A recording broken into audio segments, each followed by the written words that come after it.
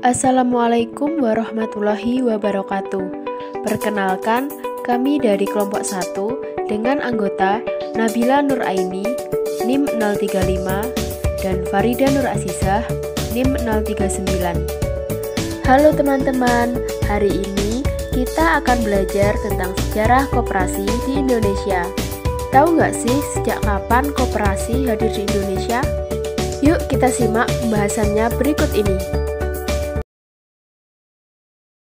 Di Indonesia, koperasi mulai diperkenalkan oleh Patih Raden Arya Wirya Atmaja pada tahun 1896 karena merasa prihatin dengan kondisi pegawai negeri yang terjerat pinjaman dengan bunga tinggi. Beliau mendirikan bank untuk para pegawai negeri pada tahun 1896. Bank tersebut kemudian diberi nama Hoop and Spear Bank.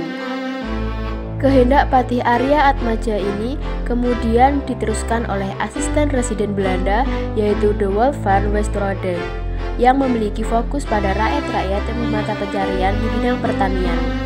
Pada tahun 1896, beliau mengajukan perubahan nama Hoop and Spear Bank yang artinya Bank Pertolongan Simpanan menjadi Bank Pertolongan Simpanan dan Pertanian. Setelah itu, pemerintah Hindia Belanda mengeluarkan peraturan perundangan tentang perkoperasian. Pemerintah Hindia Belanda menunjukkan sikap diskriminasi dalam peraturan yang dibuatnya. Sehingga pada tahun 1908, Dr. Sutomo yang merupakan pendiri dari Budi Utomo memberikan peranannya bagi gerakan koperasi untuk memperbaiki kondisi kehidupan rakyat. Pada tahun 1927, dibentuklah SDI atau Serikat Dagang Islam dengan tujuan untuk memperjuangkan kedudukan ekonomi pengusaha-pengusaha pribumi. Namun, pada masa penjajahan Jepang tahun 1933, perjalanan usaha koperasi mati. Jepang kemudian mendirikan koperasi Kumiai di Indonesia. Pada awal pendiriannya, koperasi ini berjalan dengan baik. Setelah itu, fungsinya berganti menjadi alat untuk mengeruk keuntungan dari rakyat Indonesia. Lalu, apa yang terjadi pada koperasi di Indonesia? Setelah kemerdekaan, usaha koperasi bangkit kembali. Kemudian pada 12 Juli 1947 digelar Kongres Pergerakan Koperasi yang pertama di Indonesia yang berlokasi di Tasikmalaya, Jawa Barat. Kongres ini menghasilkan beberapa keputusan, di antaranya yang pertama, mendirikan Sentral Organisasi Koperasi Rakyat Indonesia atau SOKRI, yang kedua menetapkan gotong royong sebagai asas koperasi, yang ketiga menetapkan pada 12 Juli sebagai Hari Koperasi. Selanjutnya pada tahun 1953 digelar kembali Kongres Pergerakan Koperasi yang kedua yang berlokasi di Bandung, Jawa Barat. Kongres ini menghasilkan yang pertama mengganti SOKRI menjadi DEKOPIN, yaitu Dewan Koperasi Indonesia. Yang kedua sebagai salah satu mata pelajaran di sekolah.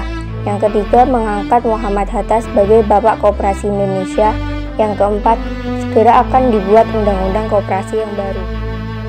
Muhammad Hatta mengusulkan adanya 3 koperasi. Yang pertama koperasi konsumsi, di mana koperasi melayani kebutuhan kaum buruh dan pegawai. Yang kedua koperasi produksi, di mana koperasi sebagai wadah kaum petani termasuk peternak atau nelayan. Yang ketiga koperasi kredit, koperasi melayani pedagang kecil dan pengusaha kecil untuk memenuhi kebutuhan modal. Setelah terbentuk Undang-Undang Koperasi yang baru tahun 1958 membuat usaha koperasi berkembang cepat di wilayah Indonesia, sehingga menjadikan koperasi tulang punggung sekaligus sebagai pilar utama ekonomi Indonesia. Nah, itu tadi sedikit ulasan tentang sejarah koperasi di Indonesia. Gimana? Sekarang udah paham kan tentang sejarah koperasi di Indonesia? Maka dari itu, yuk kita sama-sama melanjutkan perjuangan usaha koperasi di Indonesia untuk menjadikan perekonomian Indonesia yang lebih maju. Sekian pembahasan dari kami, sampai jumpa lagi di pertemuan selanjutnya. Wassalamualaikum warahmatullahi wabarakatuh.